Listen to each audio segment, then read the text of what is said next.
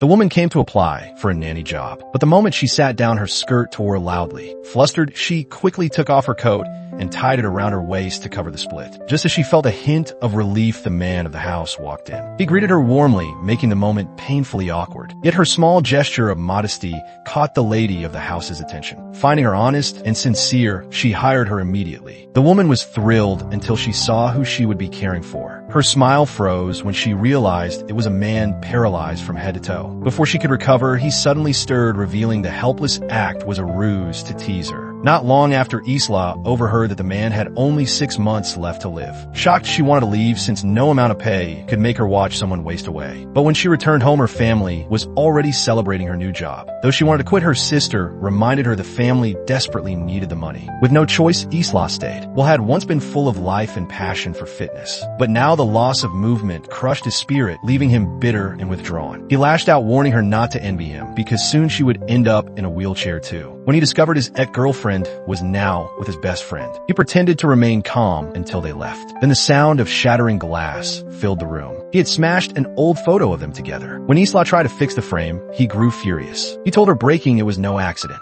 Faced with his anger, Isla snapped back. She admitted she was only staying for the money, not because she cared. To her surprise, that blunt honesty shifted Will's attitude toward her. He began inviting her to watch movies. When he fell ill at night, she stayed by his side singing lullabies until he slept. Their walls slowly crumbled and two strangers grew closer. Determined to stop him from giving up on life, Isla decided to take him outside again. But as soon as they left the car, his wheelchair got stuck in the mud. At the horse races, the horse they backed lost badly. Frustrated, Isla ripped the betting slip without complaint. At a fine restaurant, she pleaded for them to be allowed in, but they were turned away since it was members only. Days later, Will asked her to join him at his ex-girlfriend's wedding. At first, he thought he was fine, but when he saw her in a white dress walking down the aisle, his heart ached, knowing if not for the accident, it would have been him beside her. Isla noticed the pain in his eyes. After a few drinks, she sat on his lap and asked him to dance. On the floor, they looked like a real couple. That night, they went to the beach where Isla danced wildly in the sand, and Will laughed like he had not in years. In that joy, he found the courage to live again. But just as the moment turned tender, he pushed her away. He told her he didn't want her whole life bound to a man in a wheelchair. She believed she had changed his mind, but nothing could change his decision. His words cut deep as he wished he had never met her. In Will's final days, Isla lay quietly in his arms, eyes closed, listening to the fading rhythm of his heartbeat. And then Will softly sang the lullaby